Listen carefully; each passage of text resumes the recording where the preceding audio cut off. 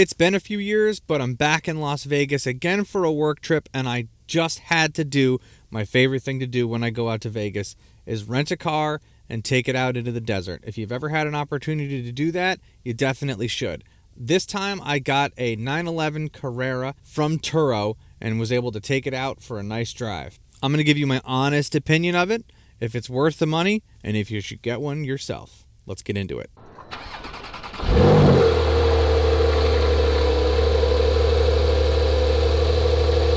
First leg of the trip, I always like to make my way down to the Hoover Dam before we head out to the Valley of Fire State Park. So this is a little bit of the drive. This is the dam. You can just park, but I'm just going to drive over it, park on the Arizona side, talk a little bit. Can't fly the drone here. They specifically told me your destination is on the left. That is not allowed. Welcome to Arizona.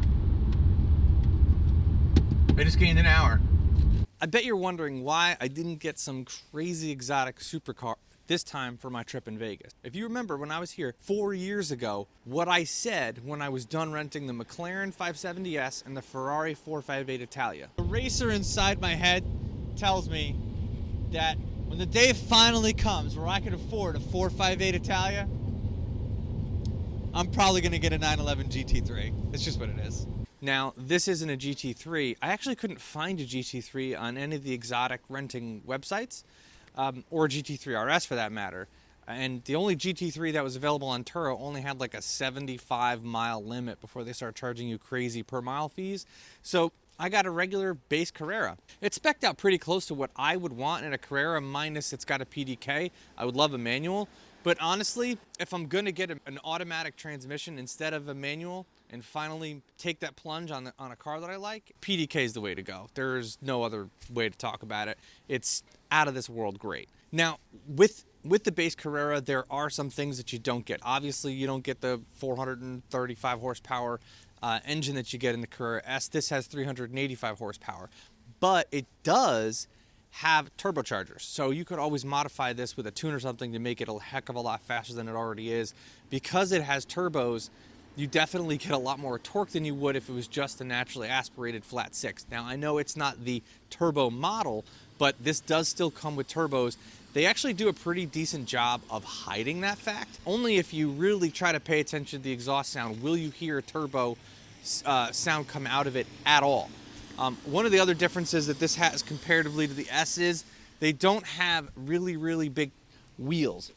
These are 20s in the back and 19s in the front. So the wheels aren't as big. It actually is a more comfortable ride than getting the S model that has the really big wheels that you're gonna be compromised with sidewall. The other thing is these brakes are not the S brakes, and they're also, you can only get them in black. So if you do get an S, there's more customization with that.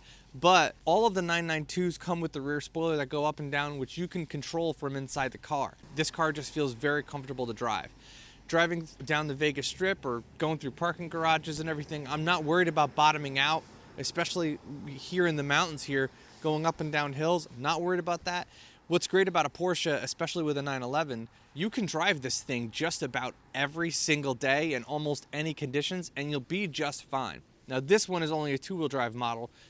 Obviously, you can get all-wheel drive 911s, and if you do plan on driving one year-round, that's the way to go. The other thing I would ask myself, though, is what else could I get for the same money? Let's get into it. So now we're heading right back over onto the Nevada side, losing an hour. We're gonna go to the Valley of Fire Park. It's about a 60-mile drive from here. It is one of the best drives you can make when you come out here. It's beautiful. There's tons of twisty roads. Really can't push the car because it's not a racetrack, but you can really get a nice feel for how this thing feels. And we did it a couple of years ago in a McLaren 570S, which was great. So let's see how this does. When comparing cars to compete with this, a lot of people like to compare it to the Corvette, but I don't think you can because the Corvette doesn't have a back seat and this does. To me, this is a more closer competitor with the BMW M3 and M4. And while the base MSRP of the M3 competition still comes in almost $20,000 less than the 911 Carrera base coupe, a loaded one is going to almost touch $100K too. MSRP on a new 911 Carrera base is about $95,000, but even 3 4 years out, as you can see here, they really haven't depreciated all that much. So you're actually kind of getting a big bonus from that because they're holding their value very well. 911s actually historically hold their value better than just about any other car, especially if it has an RS badge on that 911. These do not, but that's a different story for a different time.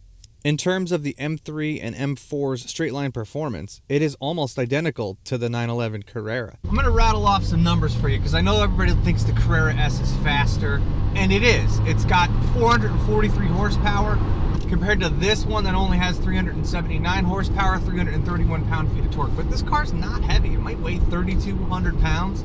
I'll put the actual weight right here. And with the PDK, it is super efficient. So I don't like 0 to 60, so when they say, oh, it did 0 to 60 in 3.2 seconds, I don't really care about that. I want to know quarter-mile time, and I want to know trap speed. Well, so you look at a car and says, wow, it's a base model car, and it did an 11.5 in the quarter mile at 120 miles an hour. This is faster than my C5 Corvette that's got a cam and heads and long tubes. This would beat the Corvette in a quarter mile race. Mind you, the Carrera S does the same trip in 11.2 at 125, which both of those numbers for a Carrera and a Carrera S are faster than my generation's 911 Turbo, which I don't have a turbo, but my 911 Turbo with the X50, I don't even think did that. So that's how fast this car is without it being a base model car. The base Carrera does have smaller turbos than the S model, but with a $2,500 tune, you can really up the horsepower of the car. I know they rated at 379 at the crank stock, but they're making about 374 to the wheels stock. Just the tune only ups the horsepower to 421 at the wheels and the torque to 455. So now you're talking at more than 911 GTS power figures for a fraction of the price.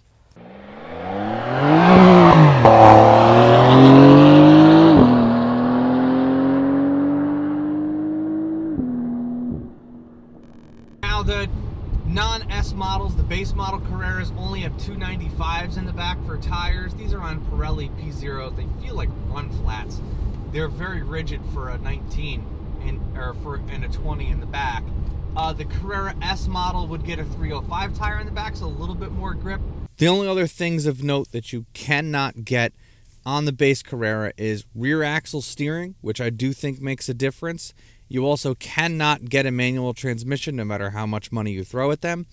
And it does have PASM, but it doesn't have the Sport PASM suspension, which sits 10 millimeters lower and is much stiffer and more responsive, but it is a harsher ride.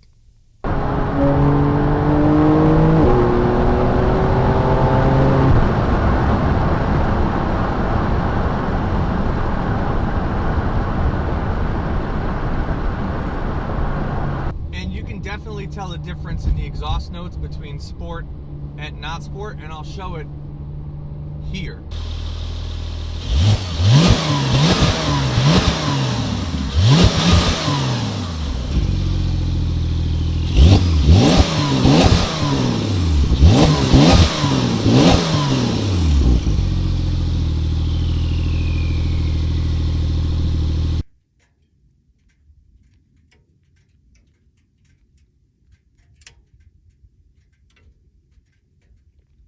Nothing out here for miles and miles.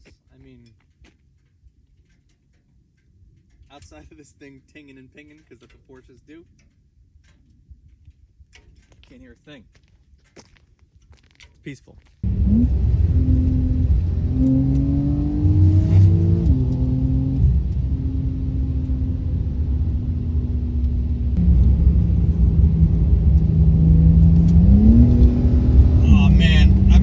Driving this thing for, I don't know, almost 100 miles now, and God, it feels so put together.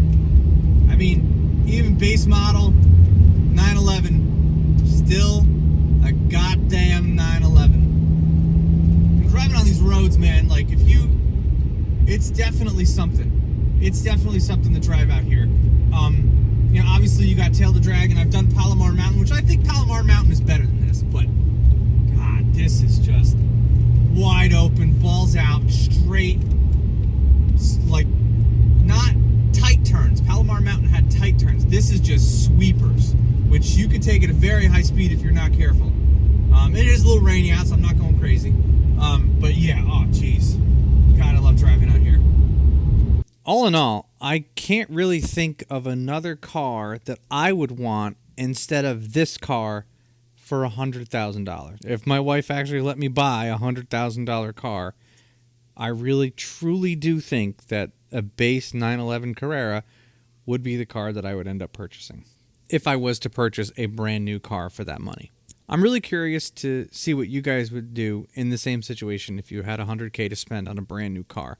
Let me know in the comments what your choice would be and why. I'm really interested to hear that. If you guys love this video, make sure to hit the like button. And if you can't wait until next week's video, make sure to check out these videos that I already have ready to go.